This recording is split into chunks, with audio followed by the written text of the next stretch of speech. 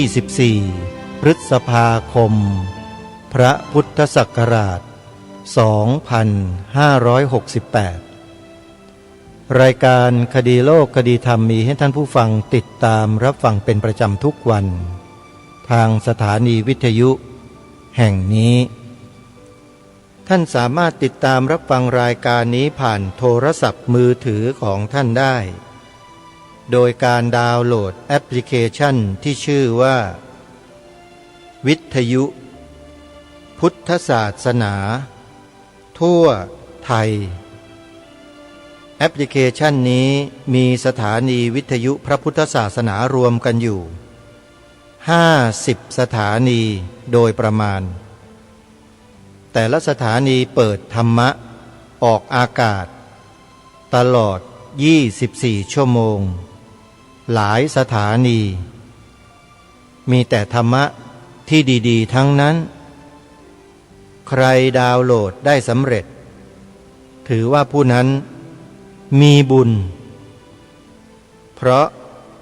การจะดาวน์โหลดแอปพลิเคชันใดแอปพลิเคชันหนึ่งไว้ในโทรศัพท์นั้นไม่ใช่เรื่องง่ายยากตั้งแต่ความคิดเบื้องต้นแล้วญาติโยมหลายท่านพอได้ยินคำประกาศให้ดาวน์โหลดแอปพลิเคชันบางคนหรือหลายๆคนหลายๆท่านสั่นหัวบอกว่าทำไม่ได้ทำไม่เป็นแล้วก็ไม่คิดจะทำคือถอดใจออกไปเสียอย่างนั้นน่ะอย่างนี้ถ้าเป็นนักรบนะโยมแค่เพียงได้ยินเสียงฝีเท้าของข้าศึก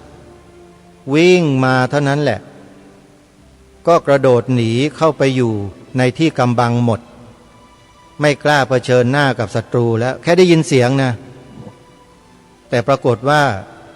ข้าศึกใช้เสียงหลอกเอามากันไม่กี่คนเท่านั้นแหละและสุดท้ายก็พ่ายแพ้กันหมดอันนี้มันแสดงออกถึงจิตใจความกล้าหาญเด็ดเดี่ยวของเราอย่างน้อยเพราะฉะนั้นให้เราเนี่ยสร้างความกล้าหาญเด็ดเดี่ยวให้กับใจของเราให้มากๆไว้โยมเวลาสู้ศึกกับอะไรต่างๆที่มันมาเผชิญข้างหน้าเนี่ยมันจะได้ชนะแบบไม่ยากได้โดยง่ายอันนี้เป็นคุณสมบัติของนักปฏิบัติธรรมโดยแท้ท่านสาธุชนคิดว่านักปฏิบัติธรรมเขามีความสั่นไหวกลัวอะไรง่ายๆไหมโยมไม่เคยกลัวความตายเป็นเรื่องขี้ประติ๋วนิดเดียวพูดภาษาคนทั่วๆไปโยมสำหรับนักปฏิบัติธรรมนะโยมเขาไม่ได้เห็นความตายเป็นเรื่องสำคัญเลยสิ่งสำคัญกว่านั้นมีเยอะมากโดยเฉพาะในขณะที่เขาดำรงชีวิตอยู่มีลมหายใจอยู่เขาจะมองเห็นสิ่งสำคัญชัดเจนแล้วเขาก็ดำรงชีวิตเพื่อปกป้องรักษาสิ่งสำคัญนั้นไว้ด้วยชีวิตเรียกว่ายอมเอาชีวิตเข้าแลกก็ว่าแล้วกันสิ่งนั้นคืออะไรล่ะคือความดีความดีมีอยู่ที่ไหนก็อยู่ที่ในใจคนนั่นแหละถ้าอยู่ในคนคนนั้นก็เป็นคนดีถ้าอยู่ในใจของสัตว์เดรัจฉานสัตว์เดรัจฉานนั้นก็เป็นสัตว์ที่ใจดีโยมเคยเห็นสัตว์ใจดีไหมโยมมีคนนำคลิปมาลงกันเยอะแยะสัตว์บางตัวเนี่ยเพื่อนมันตกน้ำมันคาบไม้ไปช่วยเพื่อนมันนะโยมคิดดูถือว่ามันมีคุณสมบัติที่จะเป็นสัตว์ที่ดีได้ไหมนี่ขนาดสัตว์นะโยมนะมันยังดีถึงขนาดนั้นเลยไอ้คนอย่างเราเนี่ยเหนือกว่าสัตว์ตั้งเยอะทำไมเราจะเป็นคนดีไม่ได้เพราะฉะนั้นโลกเราสังคมเราตอนนี้กำลังต้องการคนดีคนดีไม่ได้หมายความว่า จะต้องมีคุณสมบัตินั่งพับเพียบพนมมือพูดจาอ่อนน้อมถ่อมตนพูดจาอ่อนหวานอย่างเดียวไม่ใช่โยมไอ้นั่นมันสิ่งข้างนอกมันเสแสร้งแกล้งทำกันได้ทั้งนั้นแหละไอ้สิ่งภายนอกเนี่ยเขาเรียกว่ากิริยาอาการภายนอกมันยังบ่งบอกไม่ได้ว่าเป็นคนดีนะตรงนั้นน่ะมันต้องดูที่พฤติกรรมการกระทำให้ถึงที่สุดจึงจะรู้ว่าดีหรือไม่บางคนถูกกระทำให้กลายเป็นคนไม่ดีทั้งที่มีเจตนาที่ดีกระทำในสิ่งที่ดีแต่ถูกกล่าวหาถูกใส่ร้ายว่าไม่ดีพอถูกกล่าวหาใส่ร้ายไม่ดีสื่อก็นำไปประโคมในทางที่ไม่ดีซ้ำๆย้ำๆซ้ำๆย้ำๆทุกวันทุกเวลาทุกวันซ้ำๆย้ำๆคนดีคนนั้นกลายเป็นคนไม่ดีไปได้ในความรู้สึกของคนในสังคมเพราะมีคนช่วยซ้ำเติมช่วยย้ำให้ไม่ดีใครล่ะเป็นผู้ซ้ำเติมใครเป็นผู้ซ้ำเติมในสังคมเราทุกวันนี้ใครคนนั้นคืออะไรทางรายการก็ได้ปรารภและพูดมาบ้างแล้วโยมคงจะทราบดีใช่ไหมฮะพวกสัญชาติแมลงวันนะโยมนั่นแหละมีเรื่องราวอยู่เพียงแค่เนี้ยแต่นำเอาไปกระพือกระเพื่อมสลัดกระพือสะเพื่อมอยู่อย่างนั้นนะทุกวันเป็นไงแล้วคนในสังคมที่มีจิตใจไม่กล้าแข็งพอมีสมาธิมีปัญญายังไม่พอเนี่ยไหวตามไหมล่ะโยมไหวตามเพียบเลยเพราะฉะนั้นไอ้สิ่งเหล่านี้มันจึงเป็นเครื่องมือของใครบางกลุ่มบางพวกบางคนได้เป็นอย่างดีใช้ทำลายฝ่ายตรงข้ามได้ดีนักแลพวกอาชีพแมลงวันโยมจะคอยจ้องจับเกาะแต่สิ่งที่เน่าเหม็นโสโครกไม่ดีเอามาแพร่เชื้อให้ผู้อื่นโดยส่วนเดียวนี่แหละคือแมลงวันโยมเพราะฉะนั้นต้องระวังให้ดีนะแมลงวันเยอะนะในบ้านเมืองเราเนี่ยเราต้องระมัดระวังให้ดีอย่าให้เราต้องไปรับเชื้อเหล่านั้นมาให้เป็นปัญหาต่อชีวิตเมื่อเราทราบว่ามีแมลงวันอยู่ตรงไหนกำลังตอมอะไรมาเผยแพร่เราต้องหลบต้องหลีกต้องรู้จักยับยั้งชั่งใจไว้โยมไม่เช่นนั้นเดี๋ยวเราก็จะกลายเป็นแมลงวันไปด้วย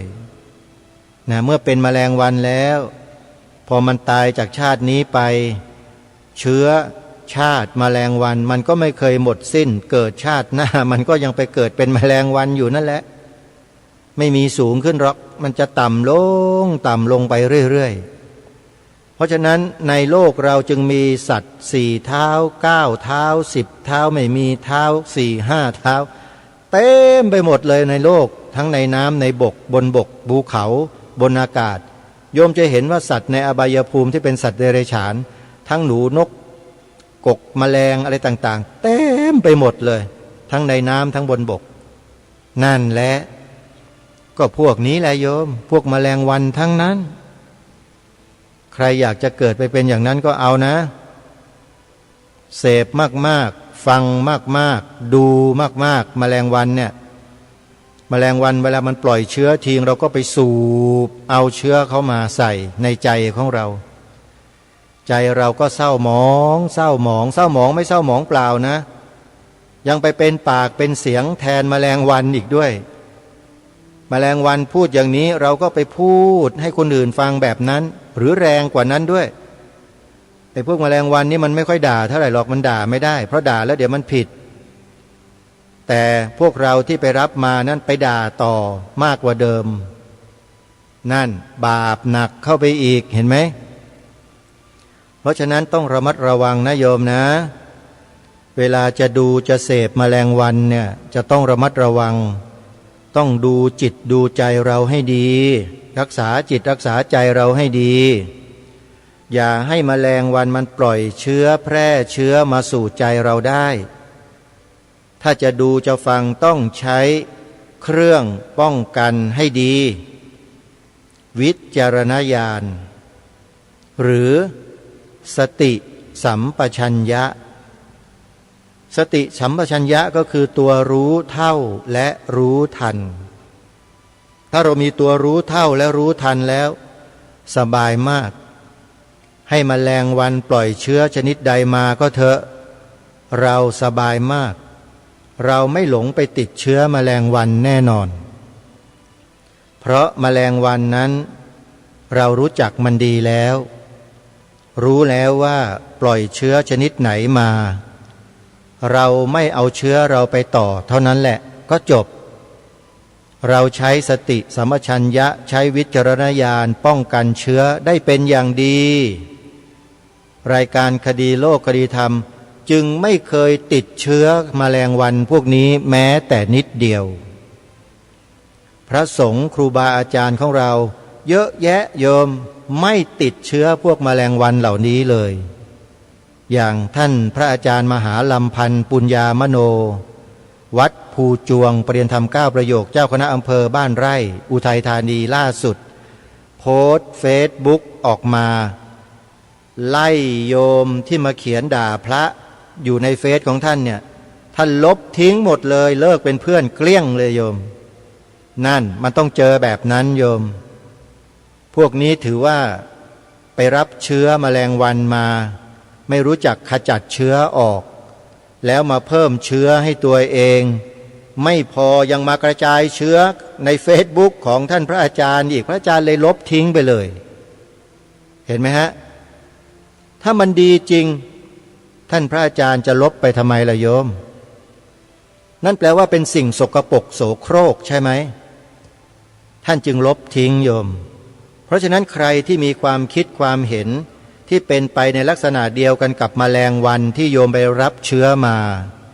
ให้รู้ไว้ด้วยนะว่ากำลังเป็นที่รังเกียจของสังคมนะโยมอย่าไปเป็นอย่างแมลงวันนะโยมนะฝากไว้ตอนต้นรายการพอหอมปากหอมคออันนี้แค่เพียงเล็กๆนิดๆจิ้มน้ำจิ้มเล็กๆนะโยมรายการคดีโลกคดีธรรมยังไม่ลงเต็มที่ถ้าลงเต็มที่แล้วอาจจะถูกเซ็นเซอร์ได้แต่ไม่ทำแล้วแหละแบบนั้นนะโยมเพราะว่า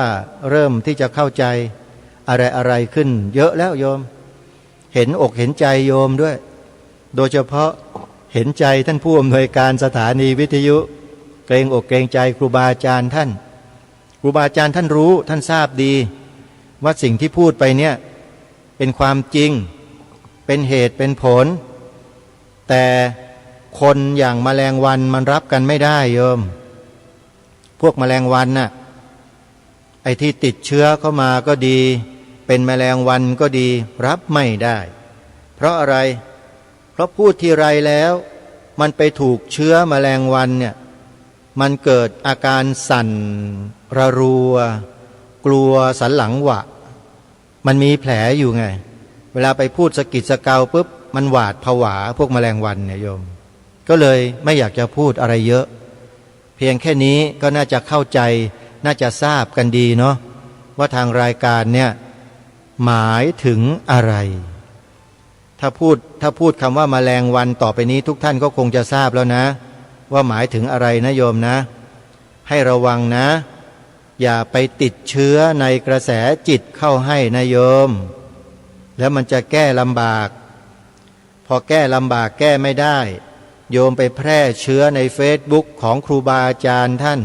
ครูบาอาจารย์ท่านพอได้เห็นเท่านั้นแหละลบเฟซทิ้งเลยเห็นไหมเป็นที่น่ารังเกียจทันทีเห็นไหมโยมให้รู้สึกสำนึกกันนะโยมนะอย่าไปเป็นแมลงวันเหมือนกับพวกนั้นนะโยมขอฝากไว้ตอนต้นรายการ วันนี้ตั้งใจจะมาปรารภมาพูดถึงเรื่องงานบุญงานกุศลเพื่อเชิญชวนญาติโยมเราเนี่ยช่วยกันสนับสนุนส่งเสริมวัฒนธรรมจารีตประเพณีอันดีงามของคนไทยเราอยู่บนพื้นฐานหลักการที่พระสัมมาสัมพุทธเจ้าเราสอนไว้โยมคือไตรสิกขาไตรสิกขาคือข้อศึกษา3ประการที่พระสัมมาสัมพุทธเจ้าประทานไว้ให้แก่เราชาวพุทธทั้งฝ่ายบรรพชิตและคฤหัสถ์ของบรรพชิตมี3ข้อของคฤหัสถ์ญาติโยมก็มี3ข้อแตกต่างกันนิดเดียวตามภาวะตามความเหมาะสมสิ่งที่พระสัมมาสัมพุทธเจ้าประทานไว้ให้นั้นเหมาะสมที่สุดแล้วนะโยมหากใครมาพูดบิดเบือนเบี่ยงเบนอะไรต่างๆเนี่ยให้เราทราบไว้ด้วยว่าคนที่พูดเบี่ยงเบนเหล่านั้นนั่นแหละกำลังบิดเบือนพระธรรมคำสอนของพระสัมมาสัมพุทธเจ้าโยมทีนี้เรามาดูกันว่าพระพุทธเจ้าทรงประทานไตรสิกขาให้กับพระสงฆ์บรรพชิตนักบวชของเราไว้3ข้อมีอะไรบ้าง 1. ศีลสิกขาการศึกษาเรื่องของศีลให้เข้าใจแล้วนำไปปฏิบัติได้ 2. สมาธิสิกขาหรือจิตตสิกขาศึกษาเรื่องจิตเรื่องความนิ่งความเบาของจิตที่เรียกว่าสมาธิให้เข้าใจแล้วนำไปปฏิบัติให้เป็นผลเกิดขึ้น 3. ปัญญาสิกขาศึกษาสภาวะธรรมทั้งหลายทั้งปวงที่เกิดขึ้นตั้งอยู่แล้วดับไปให้เห็นตามความเป็นจริงให้รู้แจ้งชัดอันนี้ถือว่าเป็นจุดสูงสุดที่พระสัมมาสัมพุทธเจ้าทรงตรัสสอนไว้ให้ถึงจุดหมายนี้ท่านผู้ฟังนี่คือฝ่ายของพระสงฆ์นักบวชในพระพุทธศาสนาส่วนของคฤหัสถ์ญาติโยมที่พระพุทธองค์ทรงประทานให้3ข้อก็คือ 1. ทานการให้ทานทำนุบำรุงพระภิกษุสงฆ์สามเณรนักบวชนักพรตที่เขาไม่ได้มีอาชีพทำมาหากินเหมือนอย่างพวกเราก็ต้องอาศัยพวกเราที่มีศรัทธานี่แหละช่วยทำนุบำรุงส่งเสริมดูแลกันไปตามอัตภาพนะโยมนี่คือข้อที่1ทาน 2. ศีลก็คือฆราวาสญาติโยมของเราจะต้องรักษาศีลของตนเองให้ดีไม่ให้บกพร่องหรือบกพร่องให้น้อยที่สุดพยายามทำให้ดีที่สุดกายวาจาเราจะต้องปกติคือมีศีลควบคุมในที่นี้ก็หมายถึงศีล5ข้อสุดท้ายภาวน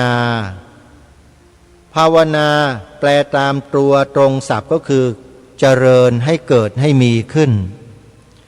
ในที่นี้คืออะไรสมาธิพยายามฝึกฝนตนเองโดยเฉพาะจิตของเราเนี่ยให้เป็นสมาธิอยู่เนืองอย่าปล่อยให้จิตล่องลอยไปตามกระแสของแมลงวันถ้าใครไปเสพบริโภคแมลงวันอยู่เนี่ยไม่ต้องพูดถึงเรื่องสมาธิหรอกโยมไม่มี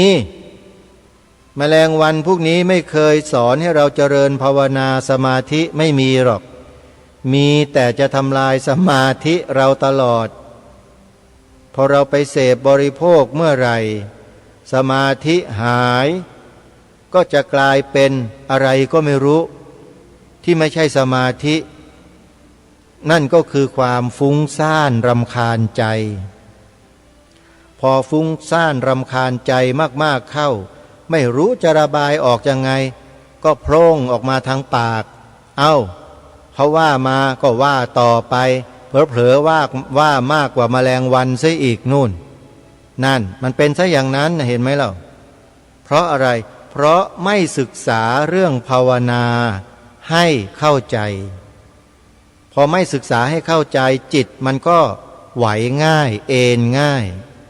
พอเจอสภาวะแมลงวันเข้ามาตอมเข้ามาปล่อยเชื้อหน่อยไปเลยฮะทุกวันนี้เต็มไปหมดเลยดูสิแล้วพวกแมลงวันเหล่านี้ก็ช่วยกันโหมช่วยกันกระพือช่วยกันโหมทุกวันกระพือกันทุกวันกระพือเชื้อให้ประชาชนคนไทยเราติดเชื้อในกระแสจิตอยู่ตลอดเวลาเลยพวกเราจะรู้เท่าทันแมลงวันกันไหมเนาะถ้าคนรู้เท่าทันคนนั้นก็จะไม่ตกเป็นเหยื่อของแมลงวันเขาก็จะไม่เป็นผู้ติดเชื้อในกระแสจิตเมื่อไม่ติดเชื้อในกระแสจิตเขาก็จะไม่พูดไม่โพล่งไม่แสดงออกเหมือนอย่างที่แมลงวันแสดงเขาก็จะเก็บเอาไว้แล้วรีไซเคิลสิ่งที่ไม่ดีเหล่านั้นให้กลายเป็นสิ่งที่ดีได้โดยอาศัยอะไรไตรสิกขาที่พระสัมมาสัมพุทธเจ้าทรงประทานมาให้นี่แหละให้ทานบ่อยๆรักษาศีลบ่อยๆเจริญภาวนาบ่อยๆเจริญภาวนาทำยังไงสวดมนต์สาธยายมนต์ไหว้พระกราบพระรัตนตรัยสรรเสริญบทพุทธคุณธรรมคุณสังฆคุณสวดบทพระปริต7 ตำนานบ้าง12 ตำนานบ้างเสร็จแล้วก็เจริญสมาธิภาวนากำหนดลมหายใจเข้าออกทุกวันทุกเวลาวันละ3 เวลาวันละเวลา5 นาทีเหมือนอย่างที่พระเดชพระคุณหลวงพ่อเจ้าประคุณสมเด็จพระญาณวชิโรดมพระอาจารย์หลวงพ่อวิริยังสิรินทโรท่านสอนพวกเราไว้นั่นแหละโยมสถาบันพลังจิตตานุภาพของพระเดชพระคุณหลวงพ่อเจ้าคุณเจ้าประคุณสมเด็จพระญาณวชิโรดมวิปัสสนาพระอาจารย์หลวงพ่อวิริยังสิรินทโรของเรานั่นแหละโยมฝึกทำสมาธิบ่อยๆซ้ำๆย้ำๆบ่อยๆกำหนดลมหายใจเข้ารู้หายใจออกรู้ทำซ้ำๆกำหนดซ้ำๆดูซ้ำๆย้ำบ่อยๆลมหายใจเข้ารู้ออกรู้เข้ารู้ทำอยู่อย่างเนี้ยจิตจะมีความหนักแน่นมั่นคงเป็นสมาธินี่เรียกว่าการเจริญภาวนาพอจิตเป็นสมาธิแล้วปัญญาคือแสงสว่างเนี่ยจะปรากฏขึ้นมาโดยอัตโนมัติไม่ต้องไปเรียกร้องหรอกปัญญานะโยมพอเราทำสมาธิได้ดีๆแล้วเดี๋ยวเราก็รู้เหมือนกับเปิดไฟในที่มืดนะโยมไอเราเดินเข้าไปในถ้ำมืดๆเนี่ยเรียกว่ามืด8 ด้านมองไม่เห็นอะไรเลยพอมีแสงไฟริบหรี่ขึ้นมาสักหน่อยนึงพอมองเห็นลางๆแล้วพอไฟมันเพิ่มขึ้นโอ้โหสว่างเห็นหมดเลยหายสงสัยไหมตรงนั้นผนังถ้ำตรงนั้นมีหินย้อยตรงนั้นมีค้างคาวตรงนั้นมีอะไรต่างๆหายสงสัยไหมโยมหายสงสัยฉันใดก็ฉันนั้นการเจริญจิตตภาวนากำหนดลมหายใจเข้ารู้ออกรู้เข้ารู้ออกรู้100 หน1,000 หน10,000 หน100,000 หนทำซ้ำๆย้ำๆซ้ำๆย้ำๆซ้ำๆย้ำๆอยู่อย่างเนี้ยทำไปอยู่อย่างนี้แหละกี่ปีกี่ชาติก็ทำอยู่อย่างนี้แหละโยมอย่าไม่ต้องไปคำนึงถึงเรื่องเวลาบางคนทำอะไรแล้วชอบไปนึกถึงเรื่องเวลาอยู่นั่นแหละ ศาสนาพุทธเป็นศาสนาเดียวที่ไม่ขึ้นอยู่กับการเวลานะโยมถ้าใครเอาเวลามาจับแล้วมานั่งเป็นห่วงเรื่องเวลาอยู่ไม่ต้องมาภาวนาหรอกโยมไม่มีทางจะได้ผลหรอกพอภาวนาไปหน่อยไม่กี่โมงแล้วว่าเมื่อไหร่จะเลิกสักทีไอ้อย่างเงี้ยเลิกเขากลับบ้านไม่ต้องมาภาวนาโยมเชื่อสิไม่ได้ประโยชน์นะชีวิตมันขึ้นอยู่กับเวลาเนี่ยไม่ต้องมาทำเพราะศาสนาพุทธนั้นพระพุทธเจ้าของเรานั้นของพระองค์ซึ่งเป็นธรรมะนั้นเป็นอากาลิโกไม่จำกัดด้วยการเวลาไม่มีการโยมมีแต่ปัจจุบันนะขณะปัจจุบันที่เกิดดับเกิดดับเกิดดับมีอยู่แค่นี้ของจริงอยู่ตรงนี้มองให้เห็นชัดๆแล้วจะหายสงสัยแต่พวกเรายังเห็นกันไม่ชัดไงก็สงสัยกันอยู่นั่นแหละยังแก้ไม่ได้สักทีวิธีแก้ก็คือรักษาศีลเจริญภาวนาเยอะๆแล้วเดี๋ยวปัญญาจะเกิดสภาวะธรรมเนี่ยเขาเกิดดับอยู่ตลอดอยู่แล้วไม่มีไปไหนหรอกรอให้เราไปเห็นเท่านั้นแหละแต่เรายังไม่สามารถไปเห็นได้เท่านั้นเองก็ต้องพยายามทำให้เห็นให้ได้วิธีการก็พระสัมมาสัมพุทธเจ้าก็ตรัสสอนไว้แล้วโยมศีลสมาธิปัญญาทานศีลภาวนาคฤหัสถ์ก็บรรลุธรรมเป็นอริยบุคคลได้พระเนนแม่ชีก็บรรลุเป็นอริยบุคคลได้ส่วนอย่างอื่นยังไม่แน่นะแต่ถ้าใครเดินตามอริยมรรคมีองค์8ศีลสมาธิปัญญาแล้วไปถึงจุดหมายได้แน่นอนนะอันนี้ต้องขอบอกให้พวกเรามีกำลังใจกันอย่าท้อแท้อย่าท้อถอยให้เราขวนขวายตั้งใจมุ่งมั่น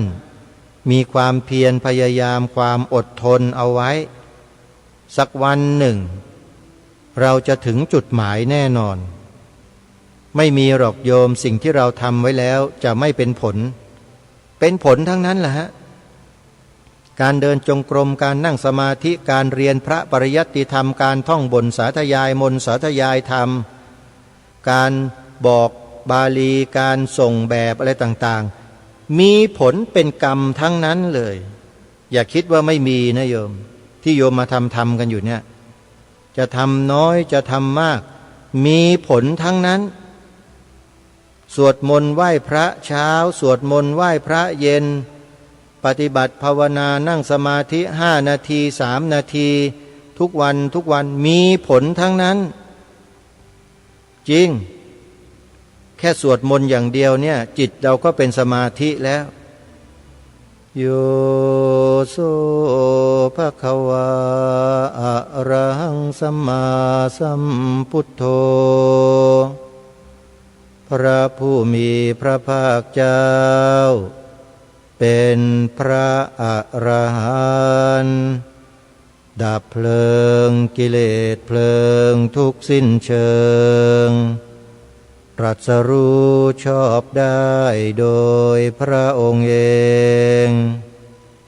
เห็นไหมเนี่ยสวดทุกวันซ้ำๆย้ำๆซ้ำๆทุกวันจะไปไหนเสียมรรคผลพระนิพพานรออยู่ข้างหน้าโยมอย่าดูถูกดูหมิ่นนะการสวดมนต์เนี่ยใครที่เที่ยวมาพูดเลอะเทอะ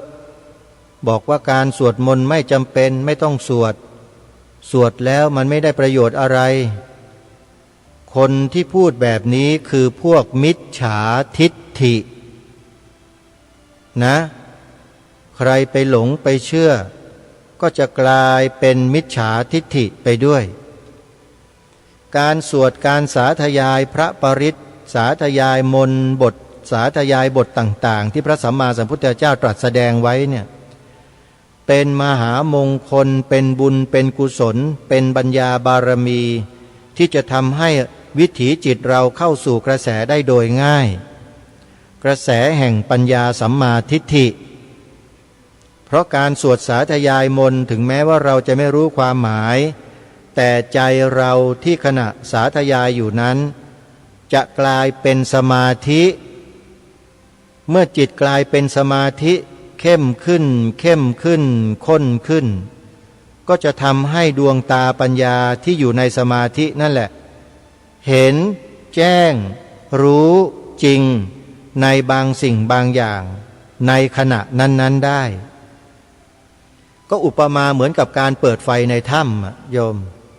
ยมไปยืนอยู่ในถ้ำเนี่ยไม่มีแสงสว่างโยมจะเห็นอะไรกันไหม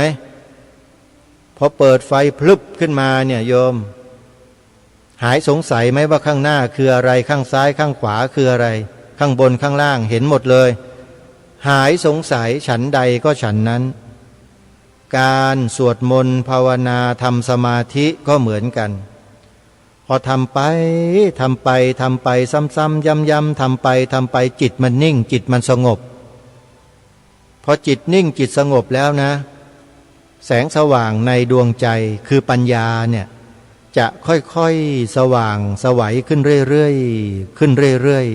ๆพอถึงระยะเวลาหนึ่งที่อะไรต่างๆมันพร้อมเพรียงเหตุปัจจัยทุกอย่างมันพร้อมสับเนี่ยแสงปัญญาอันนั้นมันจะสว่างพลึบขึ้นมาทีเดียวเลยโยมนั่นแหละคือจุดหมายของพวกเราทุกคนอยู่ตรงนั้นถ้าใครต้องการก็ทำตามที่พระสัมมาสัมพุทธเจ้าตรัสสอนนะโยมนะอย่าไปทำตามใครก็ไม่รู้ที่มาสอนพวกเราให้ออกนอกทางคือไม่ให้สาธยายไม่ให้สวดไม่ให้ทำอะไรเนี่ยไอ้อย่างนั้นนะถือว่าไม่ใช่แล้วต้องระมัดระวังให้ดีนะโยมนะการให้ทานก็เหมือนกันโยมเราให้อะไรที่สะดวกเป็นทานเราก็ให้สิ่งนั้นไปเถอะอย่าไปฟังคนพวกนั้นบอกว่าให้ทานชนิดนี้แล้วเป็นบาปให้อย่างนั้นแล้วไม่บาปใครให้ไปแล้วถ้าให้แล้วพระภิกษุรูปใดรับพระภิกษุรูปนั้นก็บาปเป็นมหาโจรอะไรอย่างเงี้ยถ้าโยมไปทำตามคนพวกนี้ญาติโยมสาธุชนทุกท่านนอกจากจิตจะไม่เป็นสมาธิแล้วมันยังกลายเป็นติดเชื้อในกระแสจิตทำสิ่งที่ผิดให้เกิดขึ้นในหมู่ของพี่น้องชาวพุทธของเราอีกด้วยการทำนุบำรุงส่งเสริมที่เคยมีเคยเป็นเคยมากันก็ถูกทำลายสิ้นญาติโยมก็ไม่ถวายเลยทีนี้เลิกหมดและพระสงฆ์จะอยู่กันยังไงล่ะโยมเห็นไหมเพราะฉะนั้นจะทำอะไรเชื่อใครก็แล้วแต่ใช้ปัญญาพิจารณาโยมทางรายการถึงบอกกับพวกเราไงว่าพยายามทำปัญญาให้เกิดขึ้นนะพยายามสร้างแสงสว่างแห่งปัญญาให้เกิดมีขึ้นไม่ใช่ว่าสร้างขึ้นกันได้ง่ายๆโยมมันต้องค่อยๆเป็นค่อยๆไปค่อยๆพัฒนาค่อยๆฝึกค่อยๆฝนค่อยๆอบรมค่อยๆทำจนกระทั่งเกิดความเคยชินทำเป็นอาจินบ่อยๆซ้ำๆย้ำๆบ่อยๆซ้ำๆย้ำๆบ่อยๆเดี๋ยวมันก็เกิดเป็นพลังขึ้นมาหลวงพ่อวิริยังท่านเรียกว่าพลังจิตตานุภาพพระเดชพระคุณหลวงพ่อท่านตั้งสถาบันพลังจิตตานุภาพมาก็เพื่อการนี้แหละให้ฆราวาสญาติโยมเราได้เข้าถึงสมาธิภาวนาได้ง่ายๆยุวสาสมาธิวิธิสาสมาธิอะไรต่างๆที่พระเดชพระคุณท่านได้สร้างได้ทำไว้ให้นั่นแหละก็จะพัฒนาดวงปัญญาของเราเนี่ยให้เจิดจ้าสว่างไสวขึ้นเรื่อยๆสิ่งเหล่านี้เมื่อสร้างได้แล้วเกิดขึ้นแล้วแม้แต่เพียงนิดเดียวนะโยมมันจะไม่เสื่อมไม่มีวันเสื่อมนะถ้าสมมุติว่าเราหยุดสร้างดวงปัญญาที่เราได้นั้นมันก็จะอยู่อย่างนั้นแหละแต่มันไม่เจริญเพราะเราไม่สร้างต่อแต่ถ้าเมื่อไหร่เรามาสร้างต่อมาทำต่อมาเดินต่อมาภาวนาต่อ แสงสว่างที่เราเคยได้นั้นแหละมันจะมาจุดอีกครั้งหนึ่งและจะค่อยๆเปล่งแสงให้สว่างขึ้นเรื่อยๆขึ้นเรื่อยๆแล้ววันหนึ่งเราก็จะเข้าใจจะรู้จะเห็นสิ่งที่เป็นปรากฏการณ์ทางธรรมชาติแท้ๆในจิตของเราเด่นชัดแจ้งเห็นจริงความสงสัยทั้งหลายทั้งปวงมันก็จะหลุดลอยหายไปเกลี้ยงจากใจเราทันทีจบไม่ต้องเวียนว่ายตายเกิดกันอีกแล้วโยมถ้าจะเกิดก็เกิดอีกเพียงแค่ไม่เกิน7 ชาติเท่านั้นบุคคลที่ตัดกระแสของวิจิกิจฉาข้อสงสัยทั้งหลายทั้งปวงลงได้พร้อมกับศีลพัตตปรามาสและสักกายทิฏฐิลงได้3 ตัวนี้เป็นพระโสดาบันทันทีโยมและพระโสดาบันเนี่ยมันเกิดมาจากคนประเภทไหนล่ะโยมมันก็มาจากคนปุถุชนธรรมดาอย่างพวกเราท่านทั้งหลายนี่แหละทั้งพระทั้งเนนทั้งแม่ชีทั้งโยมเป็นปุถุชนกันทั้งนั้นแต่มาพัฒนาจิตตนเองจนกลายเป็นอริยบุคคลได้เพราะฉะนั้นอย่าดูถูกปุถุชนนะโยมพระเจ้าพระสงฆ์ที่ท่านเป็นปุถุชนเนี่ยท่านกำลังฝึกฝนอบรมตนพัฒนาตนอยู่รูปแบบวิธีการแต่ละท่านเนี่ยสร้างมาก็ไม่เหมือนกันหรอกเดินมาก็แตกต่างกันแต่มีเป้าหมายอันเดียวกันก็คือความวิมุตติหลุดพ้นเหมือนกันทั้งนั้นเพราะฉะนั้นอย่าไปด่าอย่าไปว่าพระอย่าไปด่าอย่าไปว่าใครๆนะโยมนะเห็นแมลงวันมันตอมมาแล้วเอามาปล่อยเชื้อให้พวกเราพอพวกเราไปเสพไปดูไปฟังเชื้อเหล่านั้นอย่าให้มันมาติดเรานะโยมนะอันตรายนะรายการเนี่ยเตือนแล้วเตือนอีกให้ระมัดระวังจะติดเชื้อในกระแสจิตเข้าเป็นห่วงไงเป็นห่วงถึงเตือนอยู่ตลอดเวลาบอกกันอยู่ตลอดว่า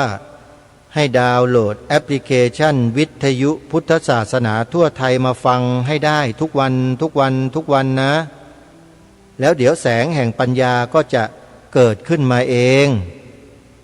พอแสงสว่างแห่งปัญญาเกิดขึ้นมาริบหรี่พอมองเห็นประกายไฟเล็กๆน้อยๆนั่นแหละมันจะเป็นตัวเชื้อที่จุดประกายให้เกิดไฟกองใหญ่ขึ้นอย่างมโหฬารได้ขอให้เราค่อยๆพัฒนามันไปเรื่อยๆฟังซ้ำๆฟังย้ำๆฟังแล้วคิดพิจารณาซ้ำๆคิดแล้วคิดอีกพิจารณาแล้วพิจารณาอีกฟังพระอาจารย์รูปนี้ยังไม่เข้าใจเอาไปฟังพระอาจารย์รูปนู้นพูดในหัวข้อเดียวกันท่านอธิบายความดีฟังแล้วเกิดความเข้าใจยิ่งขึ้นแสงสว่างแห่งปัญญาก็สว่างเพิ่มขึ้นเห็นไหมฮะนี่แค่การฟังนะเนี่ยก็เกิดปัญญาได้แล้วแต่มันเป็นปัญญาในขั้นสุตตมยปัญญานี่แหละคือเหตุปัจจัยที่ทำให้จินตามยปัญญาและภาวนามยปัญญาเกิดมันก็ต้องสุตตมยปัญญาก่อนคือปัญญาที่เกิดจากการฟังถ้าไม่ฟังเราจะรู้จักไหมว่าอะไรเป็นอะไรเวลาจะไปภาวนาเนี่ยเราจะเข้าใจมันไหมเวลามันเกิดขึ้นในขณะที่จิตเป็นสมาธิว่าคืออะไรเราจะรู้เท่าทันไหมไม่เท่าทันพอไม่เท่าทันก็ติดแงกกันอยู่แค่ตรงนั้นแหละแล้วก็สงสัยกันอยู่ตรงนั้นแหละว่ามันอะไรมันคืออะไรยังไงแล้วมันไปไม่เป็นเลยเพราะฉะนั้นการฟังเนี่ยจึงเป็นเหตุปัจจัยในเบื้องต้นที่สำคัญมากถ้าใครเอาหูดีๆของเราเนี่ยนะไปฟังแต่แมลงวันตอมเอาสิ่งไม่ดีมาพ่นใส่หูทุกวันเป็นยังไงใจเราที่เสพบริโภคแมลงวันอยู่ตลอดเนี่ยโยมจิตใจจะเป็นยังไงเป็นจิตเตสังกิริเถหรือจิตเตอสังกิริเถเป็นจิตเตสังกิริเถสิจ๊ะโยมแปลว่าอะไรจิตที่เศร้าหมองจิตที่เศร้าหมองพระสัมมาสัมพุทธเจ้าตรัสไว้ว่าทุคติปาติกังขา ย่อมมีทุกขติวินิบาตเป็นที่หวังได้ คือจะไปทุกขติวินิบาตอบายภูมิ4ได้เลยโดยไม่ยากด้วยเพราะฉะนั้นการเสพบริโภคสื่อที่เป็นเสียงที่มาเข้าหูเราเนี่ยในเบื้องต้นจึงเป็นเรื่องใหญ่และเป็นเรื่องสำคัญที่สุดชีวิตมันจะเดินไปตรงตามเส้นทางแห่งมัชฌิมาปฏิปทาหรือมันจะเอนไปทางซ้ายหรือขวาลงล่างขึ้นบนมันขึ้นอยู่กับหูของเรานี่แหละไปฟังอะไรกันขึ้นอยู่กับตาของเรานี่แหละไปดูอะไรกันก็เราเป็นคนกระทำมันเองเราใช้หูใช้ตาของตัวเองนี่แหละไปเสพไปบริโภคเองครูบาอาจารย์ท่านก็มีหน้าที่ชี้แนะแนวทางให้ว่ามีตากับหูเอามาใช้ฟังใช้ดูแบบนี้นะโยมมันจะเกิดประโยชน์ต่อโยมอย่างนี้นะแต่ถ้าเอาไปดูไปฟังแมลงวันน่ะมันก็จะเป็นโทษอย่างนั้นอย่างนั้นอย่างนี้อย่างโน้นอย่างนั้นเยอะแยะไปหมดเลยนะโยมก็ไม่รู้จะเชื่อจะฟังกันบ้างหรือเปล่าพอมาเจอกันอีกทีหนึ่งโยมก็มาด่าพระให้อาตมาฟังอีกแล้วท่านพระอาจารย์มหาลำพันธ์ก็เลยลบเฟซทิ้งไปเลยญาติโยมพวกนี้ท่านไม่เอาไว้เลยเห็นไหมเหมือนกันครูบาอาจารย์อย่างท่านพระอาจารย์นิรุตพระครูจริยสารธรรมก็เหมือนกันลองไปเขียนเล่าเขียนบ่นเขียนด่าให้ท่านฟังเดี๋ยวท่านก็ลบเฟซออกหมดเลิกเป็นเพื่อนไปเลยดีฮะพวกเราถ้าช่วยกันเนี่ยผมว่าพวกนี้ก็จะหมดไปจากสังคมแห่งสัมมาทิฏฐิเสียทีหนึ่งไม่เช่นนั้นก็ไม่เข็ดไม่หลาบกันหรอกพวกนี้เที่ยวไปติดเชื้อในกระแสจิตแล้วเอามาพ่นให้กับผู้อื่นอยู่ในสื่อของพวกเรากันเนี่ยเพราะฉะนั้นต้องช่วยกันขจัดออกนะครับใครก็ตามที่กระทำตัวกันเป็นอย่างนั้นเนี่ยระวังนะโยมพ่อแม่ครูบาอาจารย์ท่านไม่เอาไว้ไม่เลี้ยงไว้หรอกเอาไว้ก็เป็นปัญหาไม่จบไม่สิ้นไม่รู้จักที่จะพัฒนาจิตพัฒนาใจกายวาจาของตนเองให้อยู่ในร่องอยู่ในรอยชอบจะไปเป็นแมลงวันอยู่กับเขาอย่างนั้นแหละนะช่วยกันนะครับครูบาอาจารย์คัดออกไปบ้างก็ดีเหมือนกันประเภทนี้แปลว่าไม่เคยฝึกฝนไม่เคยอบรมตนไม่เคยพัฒนาจิตของตนเองให้สูงขึ้นให้มีเกราะกำบังที่ดีเลย100 วันพันปียังไงก็ยังเป็นอยู่อย่างนั้นนั่นแหละอย่างนี้ต้องลงโทษด้วยการเลิกเป็นเพื่อนไปเลยไม่ต้องรับไม่ต้องอะไรกันนะเข้ามาอีกก็ลบไปอีกนอกจากมาขอขมาแล้วก็ปรับปรุงพัฒนาตนเองใหม่อันนี้กลับมาได้ต้องรู้จักนะโยมวิธีการแก้เนี่ยขอขมาลาโทษครูบาอาจารย์แล้วแก้ตัวกลับใจใหม่แล้วก็มาแสดงความคิดความเห็นที่ดีที่ถูกที่ควรกันใหม่อันนี้พอกลับมาได้แต่ถ้ายังดื้อดึงอยู่ก็ไม่มีวันได้กลับหรอกโยมก็คงจะให้ไปอยู่กับพวกฝูงแมลงวันไปเป็นหนอนไปเป็นอะไรกันอยู่อย่างนั้นแหละนะเกิดชาติหน้าฉันใดก็ไปรวมก็อยู่ในซากพวกนั้นแหละแล้วก็เกิดมาเป็นอย่างนั้นแหละแล้วก็อยู่อย่างนั้นกันไปตลอดไม่มีวันได้ผุดได้เกิดมาเป็นมนุษย์มนากับเขาหรอกพระสัมมาสัมพุทธเจ้ามาอุบัติสอนทำเป็นล้านองค์ก็ยังอยู่อย่างนั้นนั่นแหละนานแค่ไหนไม่ต้องพูดถึงนะอย่าทำเป็นเล่นไปนะเรื่องภพภูมิที่เป็นอบายเนี่ยลงไปแล้วไม่มีสิทธิ์จะขึ้นมานะขึ้นยากบอกได้เลยว่ายากเพราะมันไม่มีเหตุปัจจัยอะไรที่จะทำให้ขึ้นมาได้เลยมันมีแต่ฆ่ากันทำลายกันอยู่อย่างนั้นเห็นไหมโยมสัตว์ในป่ามันล่ากันกินกันมันทำร้ายกันอยู่ตลอดนั่นแหละเขาเรียกว่ากรรมที่ไม่มีวันจะจบจะสิ้นเวรไม่เคยระงับเลยก็เพราะจองเวรกันอยู่ตลอดเวลานั่นคือสภาพของสัตว์ที่อยู่ในอบายภูมิจะเป็นเช่นนั้นมีแต่คิดร้ายทำร้ายมีแต่ความลบอย่างเดียวแล้วจะหาบุญกุศลที่ไหนมาเป็นเหตุปัจจัยพาให้ไปเกิดเป็นมนุษย์มันไม่มีโอกาสเลยเพราะฉะนั้นอย่าทำตัวให้ลงนรกกันเลยนะโยมกลับมาบริโภคมาเสพสื่อแมลงผึ้งแมลงผู้อย่างที่ครูบาอาจารย์ท่านได้จัดได้ทำกันนี้บ้างเถอะดาวน์โหลดกันหรือยังแอปพลิเคชันวิทยุพุทธ ธศาสนาทั่วไทยนี่แหละคือวัคซีนป้องกันนรกป้องกันเปรตป้องกันอสุรกายป้องกันภาวะความเป็นสัตว์เดรัจฉานเป็นสูตรป้องกันที่ดีที่สุดเป็นยาที่หาง่ายณขณะนี้เพราะครูบาอาจารย์ท่านปรุงสำเร็จมาให้แล้วแอปพลิเคชันเนี่ยถือว่าปรุงมาเป็นเมล็ดแคปซูลเรียบร้อยแล้วโยมเพียงแค่นำไปบริโภคเท่านั้นเองแต่วิธีการนำไปก็ต้องขวนขวายกันนิดนึงมีโทรศัพท์ระบบ Android กันใช่ไหมนั่นแหละให้รู้จักกันก่อนว่าโทรศัพท์ระบบ Android มันมีหน้าตากันเป็นยังไงใครมีโทรศัพท์ยี่ห้ออื่นๆที่ไม่ใช่ iPhone มั่งนั่นแหละเขาเรียกว่า Android ทั้งหมดเลย Oppo Xiaomi Huawei Samsung Sony อะไรต่างๆเหล่านี้โยมเป็น Android ทั้งหมดดาวน์โหลดแอปพลิเคชันวิทยุพุทธศาสนาทั่วไทยได้ทั้งหมดเลยดาวน์โหลดกันหรือยังถ้ายังไม่คิดจิตก็ยังเป็นอกุศลกันอยู่ยังพร้อมที่จะเสพบริโภคแมลงวันกันอยู่นั่นแหละอันตรายนะเตือนแล้วนะโยมกลับมาเสพบริโภคสื่อที่เป็นแมลงพึ่งแมลงผู้ที่นำสารที่ดีๆมาสู่จิตสู่ใจเราเถอะโยมเอ้ยครูบาอาจารย์ท่านสู้อุตส่าห์ภาคเพียรพยายามทำมากว่าจะได้ต้องลงทุนลงแรงเหนื่อยยากลำบากกันแค่ไหนโยมทราบไหมแล้วได้มาขนาดนี้แล้วเรายังเฉยๆไม่รับกันอีกเนี่ยโอ้ยน่าเสียดายชีวิตเหลือเกินเกิดมาเป็นมนุษย์พบพระพุทธศาสนาได้ศึกษาเรียนรู้ด้วยเครื่องมือที่ทันสมัยใหม่อยู่ตลอดการแอปพลิเคชันวิทยุพุทธศาสนาทั่วไทยเสิร์ฟให้ถึงหน้าบ้านแล้วหน้าประตูโทรศัพท์แล้วยังเฉยกันอีก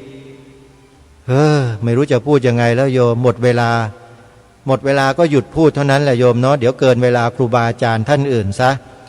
รายการดีๆยังรอท่านสาธุชนอยู่ต่อจากรายการคดีโลกคดีธรรมนี้นะติดตามรับฟัง